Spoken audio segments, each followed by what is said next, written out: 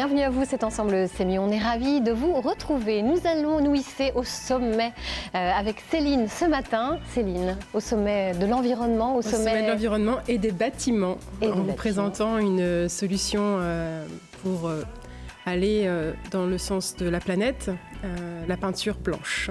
On en saura plus tout à l'heure, les cool roof. Tout à l'heure.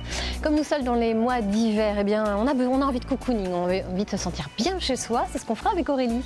Vous avez un projet à nous présenter ce matin, en décoration. Voilà, ce matin, je vous présente la rénovation d'une suite parentale.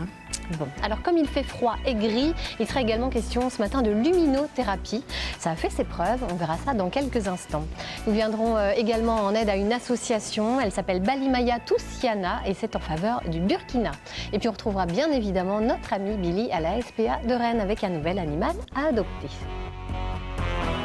Voilà, bienvenue à vous tous. On n'est que des filles ce matin sur le plateau, dites donc. Voilà.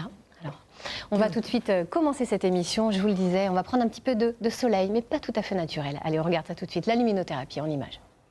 Oh, je broie du noir en ce moment. T'as essayé la luminothérapie ?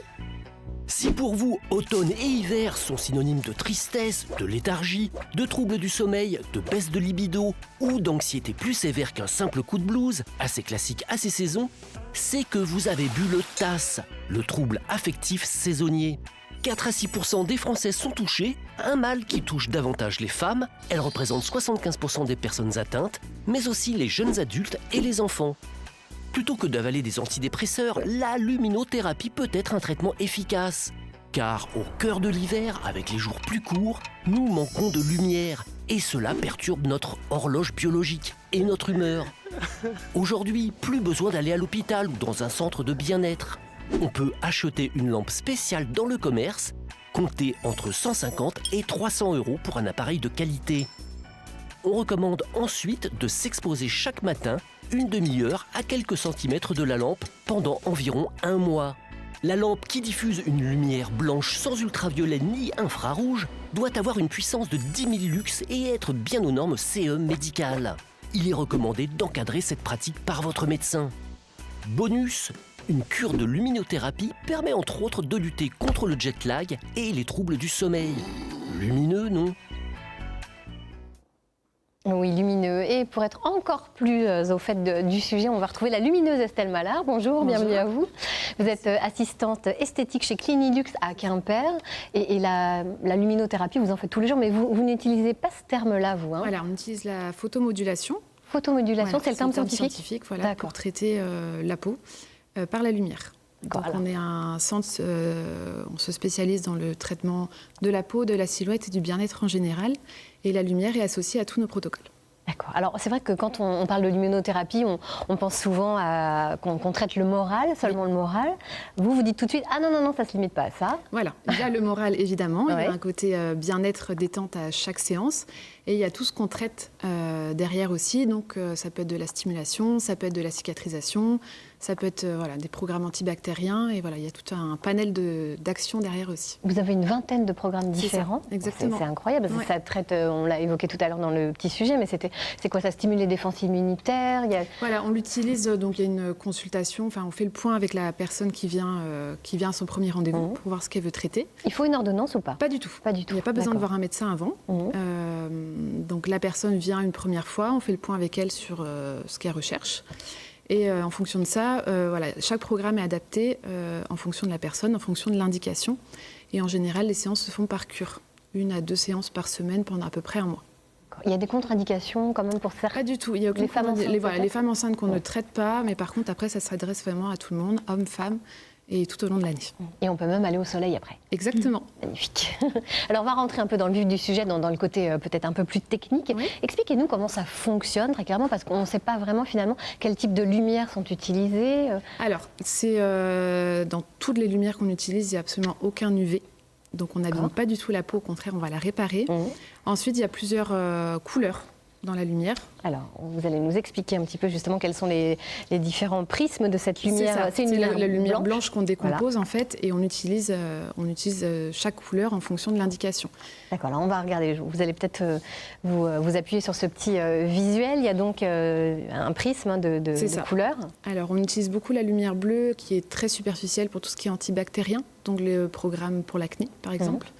La jaune est utilisée souvent pour la stimulation dans tous les programmes anti-âge. Et ensuite, la rouge et l'infrarouge, là, on rentre vraiment dans la stimulation et dans de la cicatrisation, justement, après certaines interventions. Le médecin, justement, les utilise après les interventions chirurgicales pour réduire les risques d'œdème, d'hématome et soulager la douleur. Donc ça a une indication de bien-être, mais aussi de santé, vraiment, réellement. Après, il y a des gens qui peuvent venir aussi faire de la LED uniquement pour le côté bien-être, détente justement, surtout en cette période avec la météo, donc pour le côté détente, anti-stress, fatigue. Voilà. Comment la lumière pénètre dans la peau ? Alors, elle est absorbée justement par les cellules. Après, le principe de chaque programme, c'est que c'est étudié pour qu'il y ait une certaine longueur d'onde et un certain temps d'exposition. Il faut pas, si on a moins, il n'y aura aucune efficacité. Et si on donne trop d'énergie, justement, on vide l'énergie qui est dans les cellules. Oui, donc il faut vraiment que ce soit réglé. Voilà, on voit là d'ailleurs sur ce schéma le principe. Il faut que ce soit réglé au millimètre. C'est vraiment du cas par cas. C'est du cas par cas. Voilà, c'est vraiment. On fait vraiment le point avec vous sur ce qui a été fait avant, sur ce que vous recherchez, sur les antécédents aussi. Voilà, il y a tout un accompagnement en fait autour de la LED. Un accompagnement qui est donc aussi fait par un médecin, un référent, qui est donc le docteur Yann Granger, c'est ça ? Docteur Yann Granger qui a d'ailleurs sorti un ouvrage qui s'appelle « La lumière et l'avenir de l'homme » aux éditions Mareuil. Je vous propose qu'on écoute le témoignage d'une adepte de la luminothérapie. Elle s'appelle Elisabeth. Je suis assez sensible en fait au fait de manquer de lumière l'hiver, et c'est vrai que le fait de faire des séances de luminothérapie m'ont vraiment permis en fait de récupérer l'énergie, de vraiment me sentir bien, de pouvoir lutter contre cette dépression saisonnière, et ce qui me permet en fait aussi également de réguler mon sommeil. Donc je conseille fortement la luminothérapie car c'est vraiment très très bénéfique pour les personnes qui sont sensibles à un manque de lumière. Voilà, alors voilà, une personne convaincue, conquise par la méthode. On sait que les femmes souffrent plus visiblement du manque de soleil, apparemment. Est-ce qu'il y a une explication scientifique ou c'est vraiment juste une question de perception Je pense de perception aussi. Alors nous, on a beaucoup de femmes, on a hommes et femmes, et c'est vrai que c'est plus les femmes qui sont dans cette démarche-là, les hommes un peu de plus en plus. Et c'est vrai qu'il y a, que ce soit homme ou femme, pendant la séance, même quand on vient à traiter de la cicatrice ou de l'acné, il y a un côté détente où les gens s'endorment parfois pendant la séance. Faut aller les réveiller, dire c'est fini le soleil, c'est terminé, fini. Aurélie, vous aviez une question à poser. Oui, vous parlez que vous utilisez ces techniques pour les cicatrices, pour atténuer les cicatrices. Alors, améliorer la cicatrisation. Éviter tout ce qui est œdème, ça améliore et ça accélère la cicatrisation. D'accord. Voilà. Après, pour atténuer certaines cicatrices, justement, on est équipé de technologies pour réduire ces cicatrices et améliorer la qualité de la cicatrice tout en associant justement la lumière derrière. Il y a des pays, on sait notamment que dans les pays d'Europe de l'Est ou les pays d'Europe du Nord, en fait, sont assez adeptes de cette technique. Ça fait même partie carrément dans des villes. On sait qu'il y a des villes qui sont totalement équipées d'écrans. Est-ce qu'en France, on a cette culture comme ça de la luminothérapie ? Est-ce qu'on a vraiment pris conscience des bienfaits de cette technique ? Je pense de plus en plus. Et les gens, justement, nous appellent pour ça de plus en plus. On voit que ça évolue dans le bon sens, justement, et cherchent les LED sans les UV. Et ça, on a bien compris aussi qu'il fallait éviter les UV. Et donc voilà, les gens sont plus dans cette démarche de bien-être et de nouveauté. Est-ce que les techniques vont évoluer dans les années à venir ? Toujours, ça va dans ce sens-là, où on améliore le bien-être, la prise en charge du patient. Est-ce que ça concerne les enfants ? Est-ce qu'un enfant ou les adolescents peuvent avoir des séances de luminothérapie ? On peut, les adolescents, beaucoup pour l'acné. Il n'y a pas de contre-indication à tout ça. D'accord. Est-ce que c'est pris en charge ? Est-ce que ça peut être pris en charge par Alors, pas chez nous, en tout cas. Enfin, il n'y a pas de prise en charge de ce côté-là, pas au sein de la clinique, en tout cas. Peut-être qu'il faut voir une indication médicale ou s'il y a une ordonnance. Et on peut avoir un ordre d'idée de prix pour savoir du coup c'est 30 € la séance. La séance dure entre 10 et 20 minutes selon ce qu'on veut traiter. Et ensuite, quand c'est des cures, il y a des forfaits pour les cures. Merci beaucoup, Estelle, d'être venue nous éclairer, c'est le cas de le dire, sur cette technique de photomodulation. Allez, cette saison également, il est encore temps de déguster une bonne galette des rois. Et tant qu'à faire, pourquoi pas, il faut mieux que ce soit la meilleure. Il y en a une qu'il faut absolument tester, c'est celle de Jérôme Brard. Il est installé à Melesse, en Ille-et-Vilaine, et il vient de remporter le premier prix du concours régional de la Fédération des boulangers-pâtissiers. Catherine Jonot et Marc-André Mouchère ont fait la queue, comme tout le monde, devant la boulangerie. Vous pouvez nous montrer votre galette, s'il vous plaît? Elle a l'air très très bonne. Mais on connaît ici déjà parce que les croissants sont excellents. Donc tout ce qui est feuilletage, il n'y a aucun problème. Ça se bouscule devant les saveurs du moulin. Avec son premier prix régional pour sa galette frangipane, le boulanger peut savourer son succès. Chez lui, les clients ne viennent pas que pour les fèves. Les galettes, je dirais, on en trouve un peu partout. S'il peut marquer effectivement sa différence au travers d'un prix, c'est que la qualité est là. Elle est très très bonne, donc on fait la queue et on s'impatiente, mais il n'y a pas de problème, il fait beau. On va revenir plusieurs fois. On est fan. Jérôme Brard revendique une fabrication artisanale et un choix rigoureux de ses matières premières. Poudre d'amande de Provence, beurre AOP et des détails dans la confection qui ont fait la différence pour décrocher son titre. C'est l'équilibre entre le feuilletage et la garniture. Il y a l'oreillage, c'est le décor, le petit dessin qu'on fait dessus. Et surtout la caramélisation au four. C'est une nouvelle technique, je ne mets pas un sirop, je mets un caramel que je cuis à 160. Et après, je le réduis en poudre et je passe au tamis dessus. Et ça fait une petite couche, une petite pellicule croustillante. 5000 galettes seront confectionnées jusqu'à fin janvier. Les ventes devraient augmenter de 20% grâce à la récompense du jury. Yanis et Cléa, les enfants de la maison, n'y voient rien à redire. J'aime bien les assortiments qui sont dans la frangipane, que dans les autres, j'aime pas trop quand le goût des assortiments, quand ils sont ensemble. Et la galette de ton papa, c'est la meilleure? Je pense, j'ai jamais goûté celle des autres, mais oui. Elle est bonne, hein? Elle est parfaite. Tu es fière de ton papa? Oui. Très objectif, ce petit garçon. En même temps, on peut le comprendre. Bon, j'espère que vous avez bien noté la recette parce que quand même, il nous l'a donnée. Hein, donc, à reproduire à la maison, puis on goûtera après. Vous nous faites goûter, hein, n'hésitez pas.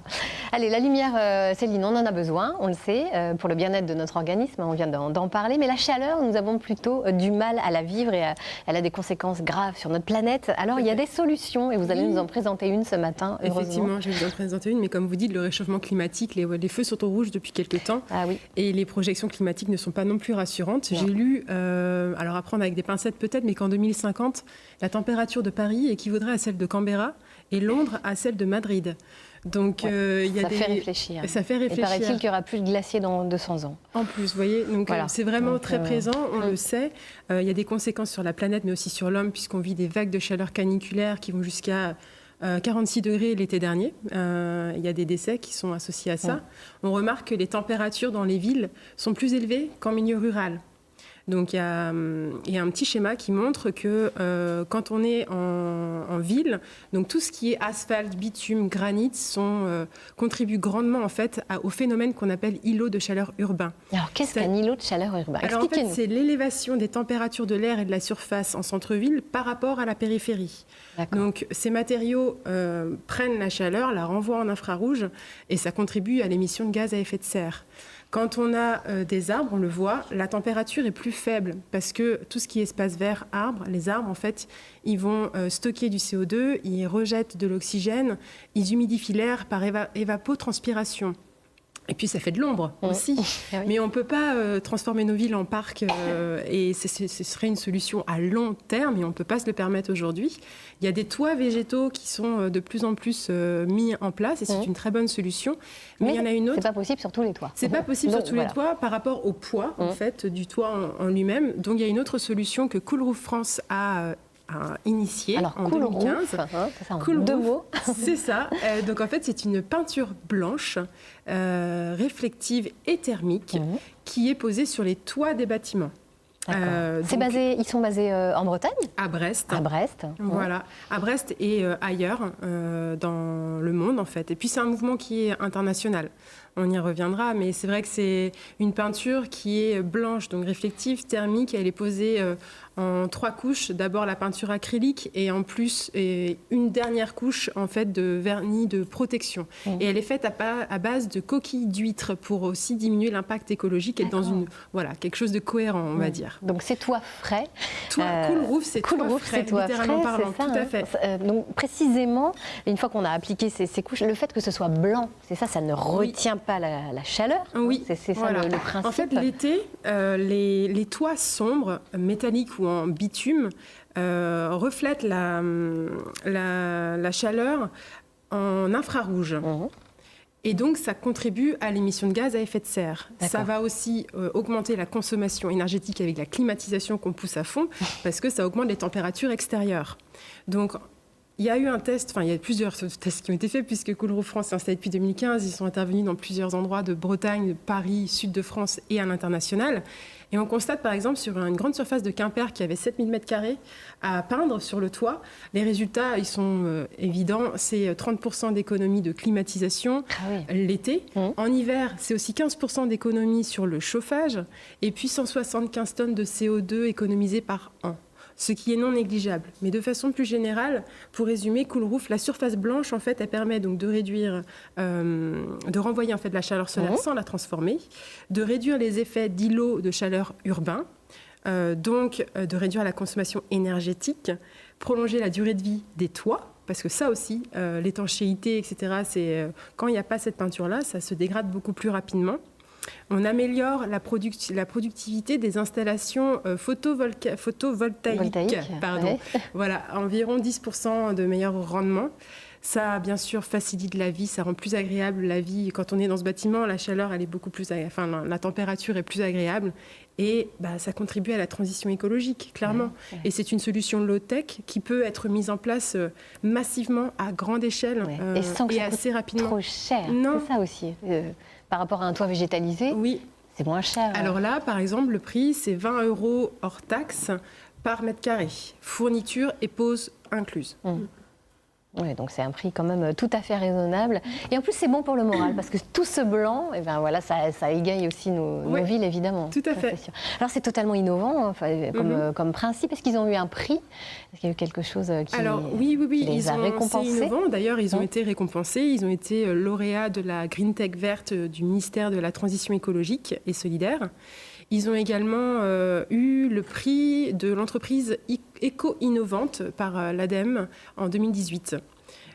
C'est une entreprise économique, sociale et solidaire qui emploie 20 personnes, dont des personnes en précarité, et qui aussi intervient dans des pays comme le Sénégal. Il faut une levée de fonds en fait, pour pouvoir aussi peindre les maisons, les habitations, mais mieux se préserver de la chaleur. Ils se sont inspirés en fait des pays chauds, comme les pays du Maghreb, la Grèce. On voit une photo, la Grèce, où les maisons, en fait, c'est une culture ancestrale d'avoir ce blanc sur les habitations. C'est du bon sens, en fait. Souvent, c'est du bon sens. Comme souvent dans l'écologie. Oui, voilà. Mais on ne l'avait pas fait avant. C'est quelque chose qui avait été fait déjà à New York il y a quelques temps. Et ils avaient constaté les effets. Ils se sont dit, mais il faut le mettre en place aussi en France et à l'international. C'est une solution qui est rapide, efficace et pas aussi chère que d'autres solutions. Donc, ils se sont lancés avec des composants respectueux aussi de l'environnement. Et ils se sont inspirés de l'espace également. Oui, ils aiment bien l'appeler le bouclier thermique de l'espace, parce qu'en fait, ils se sont inspirés de la NASA aussi, qui en 1996 a créé une peinture à base de microcapsules de céramique qu'ils mettaient aussi sur leurs navettes et les différentes sondes, qui permettaient de se rapprocher au plus proche, si ce n'est de toucher le soleil sans que ça fonde. Donc voilà, c'est une source d'inspiration. Ces Cool Roofers sont à suivre absolument. Tout à fait. Céline, merci beaucoup. On va continuer dans cette mouvance écologique. On va continuer à parler justement d'écologie. Une famille bretonne a mis en pratique ses principes d'un mode de vie zéro déchet au quotidien, et ça s'applique aussi au choix des vêtements. Vous allez voir, ça va assez loin. Leïla Agoram et Sandrine Ruot.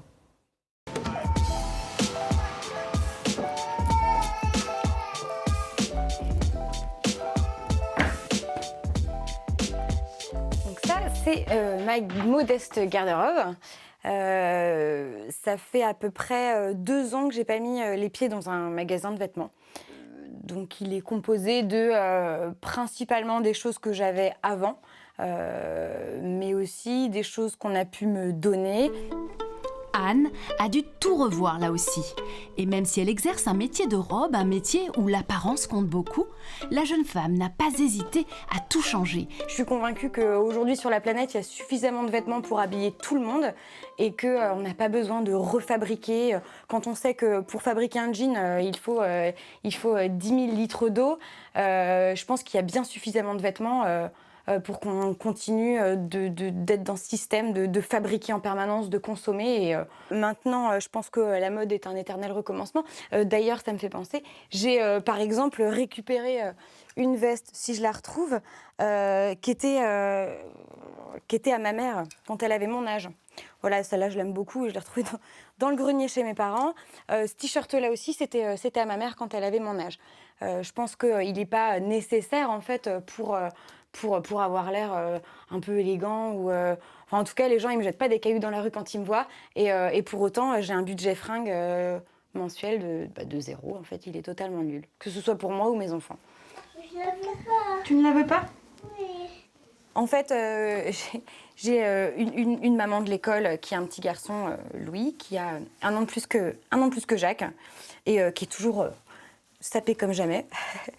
Et donc, je lui ai demandé si je pouvais venir de temps en temps dans ces boîtes de vêtements. Et puis, on fait affaire.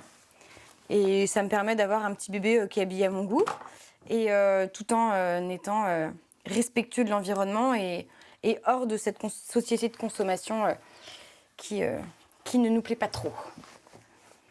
Réemployer, autrement dit donner une seconde vie, cela vaut aussi pour les livres, les meubles ou les jouets.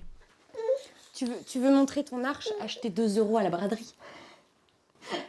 Quand un objet, un vêtement ne sert plus ou lasse, il peut encore intéresser quelqu'un. Il y a des choses que j'ai depuis que j'ai 15 ans, donc au bout d'un moment, moi aussi, ils me sortent par les yeux. Ce que je fais dans ces cas-là, c'est que j'ai un sac. Là, il est un petit peu rempli parce qu'il est temps que mes copines viennent me voir. Et quand mes amis viennent, voilà, je leur propose de mettre le nez dedans et puis elles partent avec ce qu'elles veulent. Maintenant, c'est vrai que les gens souvent mettent au relais. Moi, j'ai un questionnement par rapport à ce système en fait, de relais, de savoir où ça va. J'ai essayé de me renseigner. Bon, j'avoue, j'ai pas forcément trop creusé la question, mais je m'interroge en fait sur le devenir de ces vêtements. Est-ce qu'ils sont brûlés? Parce que l'impact écologique dans ces cas-là, ça n'a plus d'intérêt en fait de les mettre au relais. Voilà, c'était ma question. Pour répondre à cette question, nous sommes allés fouiller du côté de Pontivy, dans le Morbihan, au siège de Retritex. Depuis 2004, cette entreprise solidaire collecte, trie et recycle nos nippes, nos frusques et même nos vieux souliers déposés dans les conteneurs relais. Tout ce linge à peine démodé dont on ne veut plus entendre parler. Nous, on trie environ 16 tonnes de textiles par jour. 41% à peu près de notre production journalière part en Afrique, donc est revalorisée et réutilisée telle quelle. On a à peu près 5% qui alimentent nos boutiques. On a environ 10% qui part en combustible solide de récupération. Et après, le reste, c'est beaucoup de recyclage, en fait, autour. Donc du chiffon d'essuyage, de l'isolant, avec du jean déchiré, cassé. C'est donc moins de 4% de la collecte qui finira dans les boutiques Emmaüs de la région. Recyclés ou rescapés, c'est ici que leur sort se joue. Voilà, une seconde vie pour nos vêtements. Il y a des adeptes parmi vous, peut-être? Oui, je suis adepte d'Emmaüs. Justement, à l'occasion d'un déménagement, j'ai rempli des cartons et des cartons, au moins 3-4 cartons de vêtements que je ne mettais plus, parce que je cumule beaucoup, il faut le savoir. Donc ils étaient très heureux d'avoir ça. Et de temps en temps, j'aime bien aller aussi dénicher des petites choses sympas chez Emmaüs. Bah oui, parce qu'il y a il y a des petites pépites. Ouais. Ça, c'est sûr. On va parler de solidarité encore, justement, et direction l'Afrique. Avec vous allez nous faire voyager. Céleste Molineuf, bienvenue à vous. Merci. Vous êtes membre de l'association Balimaya Toussiana, en faveur du Burkina. Et c'est pour elle que vous avez choisi de lancer un financement participatif sur la plateforme Kengo. Pourquoi? Dites-nous, expliquez-nous un peu cette jolie histoire. Oui, j'aide l'association Balimaya Toussiana, qui est une association humanitaire pour aider la population de Toussiana. Et ils ont besoin de financement pour l'école, la maternité, pour manger, même les écoliers. Du coup, j'ai décidé de les aider. Vous avez décidé de les aider dans un cadre très précis, c'est-à-dire qu'en fait, c'est votre projet de fin d'études. Vous êtes en BTS. En BTS, oui. En BTS Management. Et pour vous, c'était essentiel, en fait, d'avoir un projet solidaire pour vos études. Oui, oui, c'est important, oui. Et puis en plus, il y a un petit lien familial. C'est votre tante. Oui, c'est la cousine de ma maman. La cousine de votre maman. Qui est présidente de cette association. Alors, les besoins sur place, vous les évoquiez rapidement. Il y a notamment la maternité. Alors, elle a un sol en goudron. Oui. C'est ça C'est pas hygiénique, c'est pas propre. Très simple. Oui, du coup, c'est... Donc, du coup, ils ont des besoins. Vous demandez combien pour financer justement 2 000 € ces travaux, entre autres? 2 000 €. 2 000 €. D'accord. On est à 830 aujourd'hui et on a besoin encore d'argent pour tout financer. Alors, c'est le moment de lancer cet appel justement aux dons. On a jusqu'à quand pour vous aider? Jusqu'au 27. Jusqu'au 27 janvier. Ouais.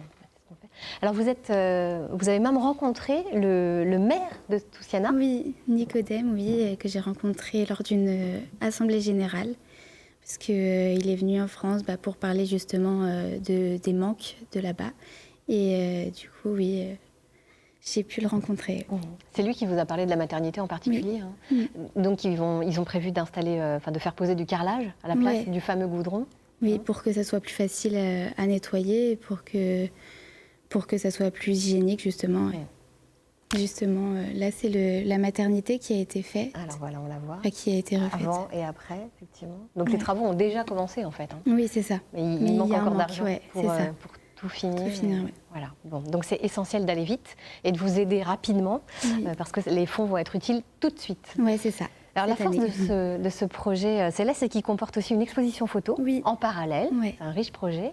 Racontez-nous un petit peu où est-ce qu'on peut la voir, cette exposition. L'exposition photo, on peut la voir à partir de demain à la Timonerie, qui est un bistrot avenue Jean Janvier à Rennes.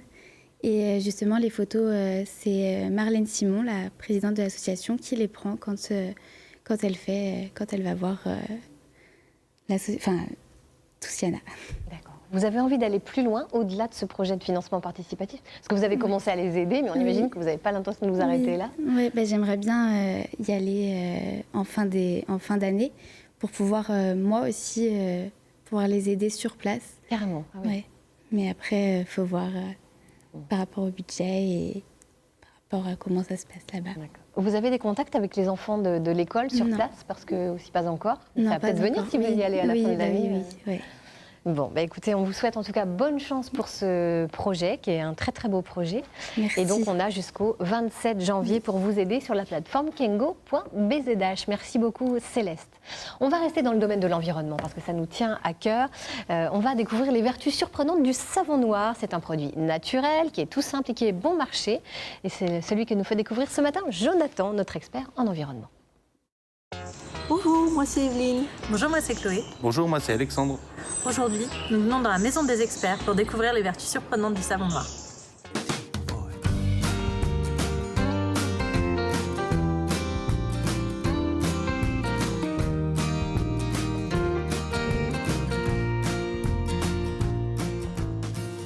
Bonjour Alexandre, bonjour Chloé, bonjour Evelyne. Bonjour Jonathan. Bonjour Jonathan. On connaît le savon noir comme produit ménager naturel, mais ce qu'on ne sait pas, c'est qu'il a des vertus peu connues qui peuvent servir d'alternative écologique à des produits souvent toxiques et coûteux pour l'intérieur et l'extérieur de la maison. On va découvrir ensemble les 3 vertus surprenantes du savon noir. Ça vous dit? Ah oui. C'est parti.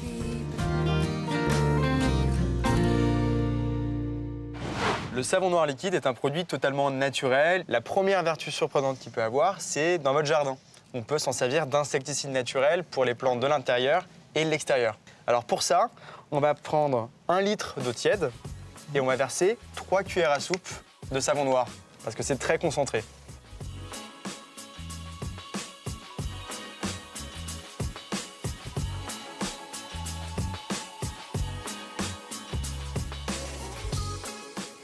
Et si jamais on en met trop, est-ce que ça pose problème? Non, pas du tout. C'est un produit qui est totalement naturel. C'est inutile d'arroser non plus abondamment. Il suffit que les feuilles aient assez de matière, donc de savon noir et d'eau, pour pouvoir éviter les parasites.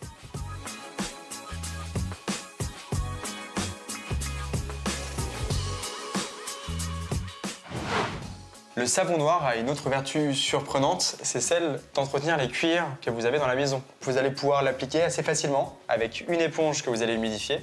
Et comme le savon noir est très concentré, il suffit d'appliquer quelques gouttes sur votre éponge.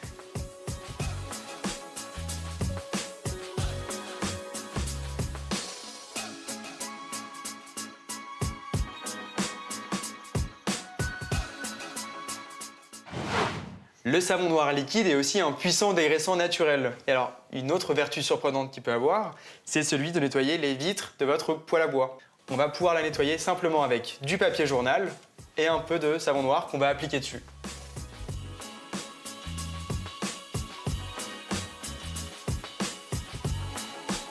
Et voilà, avec quelques petites astuces, on voit que le savon noir peut nous rendre une multitude de services dans la maison. Et en plus d'être très écologique, c'est aussi économique parce que ça va remplacer la dizaine de produits qui servent à nettoyer l'intérieur et l'extérieur de la maison. Merci Jonathan.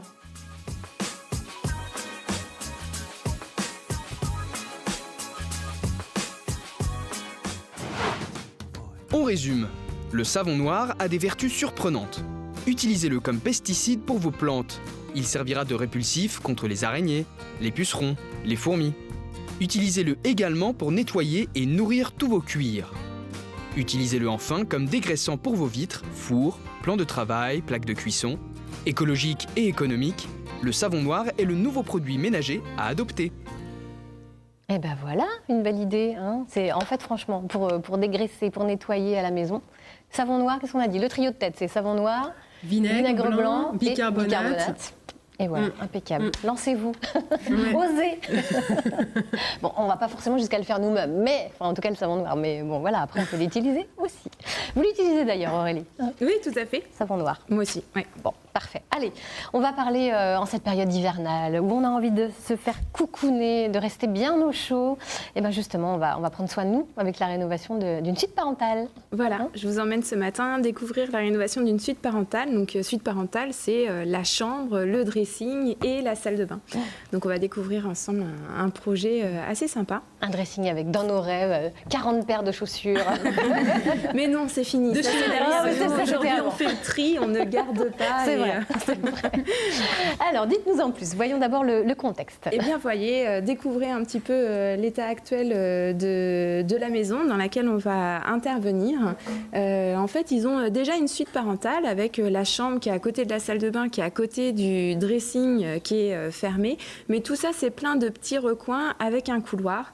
Et donc, nos clients nous demandent justement de repenser les espaces, de redistribuer les espaces. En plus, ils ont vraiment du potentiel parce qu'on a beaucoup de fenêtres, on a une belle baie vitrée qui donne sur le jardin. Mais ils ont aussi besoin de beaucoup de rangements parce qu'ils n'ont pas encore fait tout le tri dont on parlait. Et ils ont besoin de beaucoup de rangements, donc de recréer du rangement dans leur espace. Donc il y a déjà une belle base, un bel espace. Ça doit être chouette quand même, un beau projet à imaginer. Oui, tout à fait. Ouais. Alors on va découvrir le plan que vous avez proposé à ces clients. Oui. On va regarder tout ça. Donc ça, c'est le plan actuel de la suite parentale. Vous voyez avec les pièces et le couloir qui dessert le dressing en blanc vers la salle de bain en blanc. Et puis on voit entre deux la chambre. Et donc on va voir le plan qu'on a préconisé. En fait, c'est assez simple. On retire un petit peu tous les murs pour dégager les espaces. Parce qu'une belle suite parentale, c'est un espace dans lequel on peut y vivre. On a de l'espace, on peut circuler. On a une belle luminosité aussi. C'est agréable le matin quand on se lève. Et puis d'avoir de la lumière pour organiser ses affaires, pour prendre soin de soi. Donc on a ouvert tous les espaces et on est venu positionner le lit au milieu de la pièce. Et le lit, en fait, va permettre de délimiter aussi un espace avec le dressing. On va recréer des rangements dans l'espace actuel avec beaucoup d'étagères ouvertes. Et puis au pied du lit, on va avoir tout un linéaire de rangement où là, on pourra retrouver toute une partie penderie, par exemple, avec, pour que ce soit bien ouvert, un accès vers la salle de bain avec une verrière, là aussi pour laisser passer la lumière entre ces différentes pièces. Alors vous avez imaginé quel type d'ambiance justement pour cette suite parentale ? Alors là, on est parti sur une ambiance plutôt contemporaine. On va retrouver dans la partie chambre un sol bois chêne blond. Dans la partie chambre, on va avoir le mobilier plutôt en blanc mat. On va ramener des couleurs. On va utiliser ici le rose Suelta, le gris fusain et puis un bleu lusien. Et dans la salle de bain, pour une approche aussi contemporaine, là on va avoir un revêtement sol et mur en marbre noir avec tout un mobilier en linéaire bois chêne blond dans les mêmes teintes que la chambre. D'accord. Alors on va découvrir en images tout de suite ce projet, ce que ça a donné. Voilà, on a hâte de voir parce que ça a l'air vraiment très très chouette. Alors on va commencer justement. Alors du coup, vous allez découvrir donc la suite parentale. On va avoir une chambre qui est très ouverte. On voit du coup la tête de lit avec une partie verrière, une partie pour venir poser quelques éléments juste au-dessus des oreillers, qui va être éclairée par 2 suspensions en métal qui redescendent. Et derrière, on voit toute une partie de rangement avec des étagères ouvertes. Donc ça demande aussi d'être un peu rigoureux pour ranger ses affaires, mais on peut user d'idées, de techniques, utiliser des paniers, des casiers, ranger des grosses couvertures bien pliées et mettre aussi quelques objets déco dans cette ambiance. On a rajouté une commode qui est un peu plus typée, avec un peu plus d'histoire pour casser et ne pas avoir tout d'une traite en ligne hyper moderne et à amener un peu plus de caractère à cette pièce. Derrière le lit, on voit qu'on a une commode, donc ça permet d'avoir du rangement avec des tiroirs bien sûr, mais aussi un plan de dépose, puisque quand on prépare ses affaires ou qu'on les range, c'est assez pratique de pouvoir les poser un petit peu. Là, on retrouve du coup l'espace avec les étagères, avec un mobilier, un petit pouf qui est assez pratique quand on s'habille, qu'on veut se préparer ou poser aussi des affaires. Et puis on va découvrir la suite avec ici la salle de bain, donc qui est ouverte sur la pièce grâce à la verrière et en même temps qui permet de garder son intimité quand on est sous la douche. C'est pas mal. Voilà, il fallait y penser. Donc un style très contemporain. Très contemporain, voilà, on voit les vasques qui sont sur un mobilier en bois clair et puis on avait un recoin qui a été utilisé pour y mettre des niches en bois pour venir poser son parfum, ses produits une du fois matin. qu'ils auront fait le tri. C'est ça. Voilà. C'est une chouette idée en tout cas. On a envie de tester en réalité virtuelle. Oui, est-ce que vous bien nous sûr. montriez ce que ça avec pourrait plaisir, donner? Avec plaisir. Qui est-ce qui veut tester Oh, je sens bien Céline là-dessus. Allez Céline, on met le casque. La cobaye. C'est parti. Alors attends, il faut que je te le rouvre. Alors, on va regarder ça. On a une petite vidéo aussi, on a fait une petite vidéo pour que vous puissiez voir vous aussi ce que ça donne. Que ça a donné. Je t'emmène tester. Allez, partons en voyage dans cette suite parentale. Allez, petit voyage. Est-ce qu'on a la vidéo en même temps pour que vous puissiez voir un petit peu tout de suite la vidéo. Voilà, le temps que Céline mette son casque quand même. Et vous alors, est-ce que vous avez envie d'une une suite parentale de moi, ce type-là? Est-ce que ça me dit vous bien, inspire? hein. Ouais. Ouais. Non, c'est vrai que on voit que c'est extrêmement lumineux. Ça, c'est chouette. Ouais. Voilà. Ça vous dirait Estelle et Céleste? C'est très très beau. Ouais. Plutôt sympathique. J'imagine que les clients ont été ravis. Oui, ravis et surpris parce que vraiment ils nous avaient donné carte blanche pour repenser les espaces. Ça faisait un moment qu'ils y réfléchissaient mais ils ne voyaient plus comment mettre les murs. Et donc oui, c'est vrai de poser un nouveau regard sur tout un espace qui a été imaginé. C'est assez sympa comme expérience. Ouais. Et c'est un espace qui fait quelle taille? Parce qu'on a l'impression que c'est immense, absolument immense. La dimension... On est à peu près sur combien de mètres carrés là, à peu près? Je sais plus, là on doit être dans les 30-40 je dirais. Ouais. Très très bel espace. Il y a 3 pièces quand même qui ont été réagencées, un couloir qui a été retiré aussi. On n'a plus qu'une porte pour rentrer dans cet espace. Donc c'est aussi ces astuces qui permettent de gagner de la superficie. Merci beaucoup. Merci Aurélie. à vous. Merci infiniment. Bon, Céline, ça vous tenterait? Oui, ça me tenterait, mais c'est vrai que moi j'aurais le réflexe de mettre un rideau devant le dressing pour camoufler un peu aussi toutes ces surfaces chargées. Mais ce n'est pas ça dépend. Mais non, il faut ranger ton dressing. C'est une obligation à ranger du coup. Voilà. Et puis dernière étape, le toit blanc sur la maison et on est bien. D'accord. Voilà, c'est ça. Allez, merci beaucoup. On va retrouver maintenant Billy à la SPA de Rennes avec un nouvel animal à adopter. Billy, c'est à vous. Alors, on se retrouve ce matin à la fraîche. Jennifer, comme d'habitude, toi, t'es toujours plein de courage. On essaye. T'as pas froid du tout. Moi, je me l'écaille un petit peu ce matin, même si on a un super soleil. Alors, on vous présente ce petit bonhomme qu'on avait déjà présenté, malheureusement. Oui, malheureusement, on l'avait présenté l'année dernière. Il était encore tout petit. C'est ça, c'était un petit bonhomme. Et là, c'est son deuxième retour d'adoption. Il s'appelle Kurt, c'est ça? Il s'appelle Kurt, oui. Je sais pas si vous vous souvenez, c'était un petit bonhomme qu'on avait vu. Donc, ça s'est mal passé dans la famille dans laquelle il était. Il est tombé sur deux familles. Deux familles, du coup, qui n'ont pas su lui offrir ce dont il a besoin. Donc il avait du mal à supporter l'absence. Alors c'est pas faute d'avoir pourtant bien prévenu les gens et de leur avoir donné plein de conseils. C'est ça vient pas forcément de sa faute à lui, quoi. C'est pour ça qu'on le représente. Non, il faut surtout apprendre, à comprendre pourquoi justement il ne supporte pas la solitude. Donc il y a plein de choses à faire. Et puis voilà, là on le sent perdu. On n'a vraiment pas envie qu'il reste longtemps avec nous parce que depuis qu'il est revenu, on le sent un petit peu perdu. C'est un chien très joyeux d'habitude et là c'est ça. En plus, un peu éteint. C'est-à-dire que même si on a un petit peu d'âge et qu'on n'a pas envie d'avoir un chien trop speed, on part ce petit bonhomme. Alors lui, il est dynamique. Il est dynamique quand même. Il est très dynamique. Là, il fait un peu son timide, mais il est surtout inhibé en fait par son retour, je pense. Ça marche. Donc il faut quand même quelqu'un qui ait un petit peu de punch pour s'en occuper. Voilà, qui va faire plein de belles choses avec lui, puis surtout qui va savoir le comprendre et puis lui donner beaucoup de présence et beaucoup de tendresse. Alors est-ce qu'il y a des petites astuces justement comme ça quand tu es tout seul à la maison? On avait parlé, je crois, une fois des petites odeurs, choses comme ça. Ça fonctionne ça ou ça fonctionne pas? Il y a plein de choses à faire. Déjà, il faut travailler le détachement. C'est important aussi d'apprendre au chien à rester un petit peu à sa place et à pas nous suivre tout le temps partout. Après, c'est sûr qu'un autre chien pourrait aussi lui faire du bien, parce que c'est un chien qui est très sociable avec ses congénères. Et puis surtout des gens présents. Si lui, il a l'habitude d'être calme, lui, il sera calme aussi, quoi.